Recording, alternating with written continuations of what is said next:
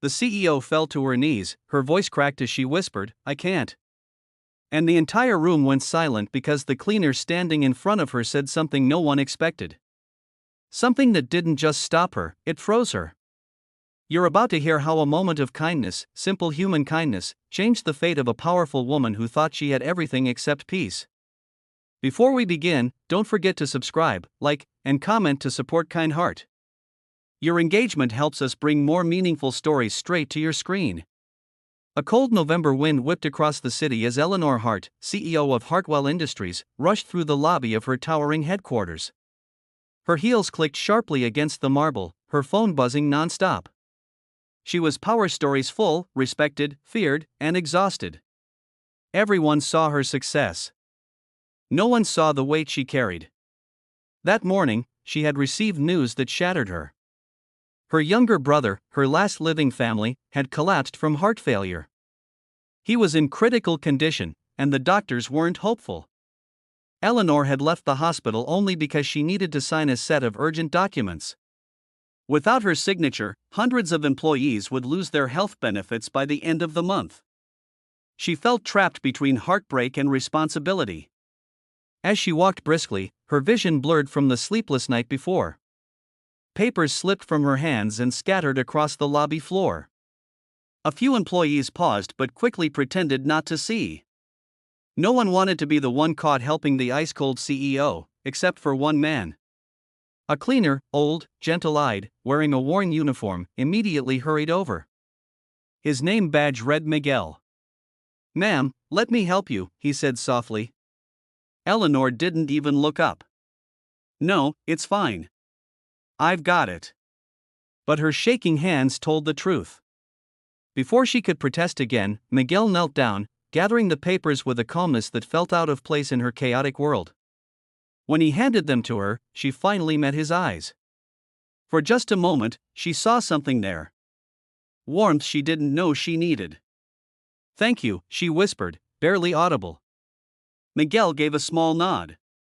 "Rough morning, huh?" She swallowed hard, surprised that a stranger could see right through her polished mask. "You have no idea," she said. Miguel opened his mouth to say something, but before he could, her assistant rushed over, breathless, waving documents. "Ms. Hart, the board is waiting. They need your signature now." Eleanor closed her eyes as frustration tightened her chest. "I can't," she muttered.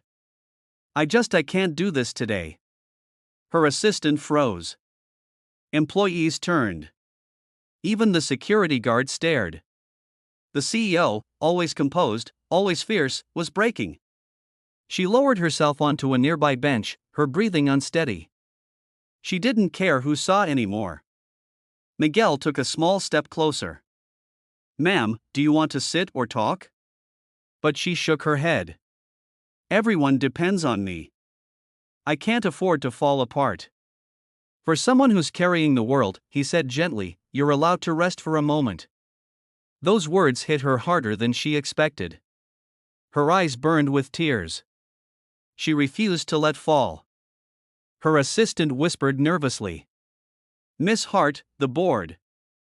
"I said, I can't," she snapped louder this time. And then, silence. Eleanor bent forward, elbows on her knees, and finally, sobbed. Years of armor cracked open. Grief poured out. Her assistant backed away, unsure what to do. But Miguel didn't move. He stepped forward, then slowly, respectfully, knelt down in front of her, exactly the way he had moments before while picking up her papers. Except this time it was for her, not the documents. His voice was quiet but steady. "You don't have to be strong alone," he said. "Tell me what happened." She covered her face with her hands, but his kindness softened something deep inside her. For the first time in a long time, she felt safe enough to speak. "My brother," she whispered. "He's all I have left, and they don't know if he's going to make it." Miguel's expression changed. Gentle, understanding, deeply human. "I'm sorry," he said. "I truly am." The sincerity in his voice made her chest tighten again. She shook her head. "I should be with him right now." But if I don't sign these documents, hundreds of families will lose their health coverage. How do I choose? Miguel's reply came slowly, thoughtfully. You choose kindness, he said. For them and for yourself, but kindness doesn't only happen in offices or signatures. Sometimes it's being where your heart is needed most. Eleanor stared at him, stunned. But I'll disappoint everyone. Miguel smiled faintly. Ma'am, disappointment comes and goes. Regret stays. The words hit her like a tidal wave. Regret stays. Her body froze. The world around her faded. And in that moment, everything became painfully clear. She had been running her entire life, chasing success, avoiding grief, burying feelings, until she forgot what mattered most. She rose to her feet slowly, wiping her tears. Thank you, she whispered. Really? Miguel stood too. Go to your brother. Let your assistant handle the paperwork or the board can wait. Health benefits won't matter if you lose the person you love. Her assistant, realizing the shift, stepped forward. Ms. Hart, I can draft an emergency extension. It'll buy us 48 hours. Eleanor nodded. Do it. She grabbed her coat and turned back to Miguel. Can I do something for you? She asked. He shook his head. Just promise me one thing. What? Be kind to yourself, M. Hart. You deserve the same compassion you give others. Her chest tightened again. This time not from grief, but gratitude. When she reached the hospital, her brother was still fighting. She held his hand, whispered her love, and stayed by his side through the night. The board handled the extension. The employees kept their benefits. Life went on. And 1 week later, her brother opened his eyes. During his recovery, Eleanor visited the lobby daily looking for Miguel. She wanted to thank him again, maybe offer him a promotion, something, anything to show her gratitude. But the supervisor explained that Miguel had taken leave to care for his sick wife. So Eleanor wrote him a letter, one that said, Your kindness saved me at a moment when I thought I couldn't keep going. I hope this helps you the way you helped me. Inside the envelope was a check. A large one, enough to cover his wife's treatment, lost wages, and more. But the most important thing wasn't the money. It was the message she learned from him.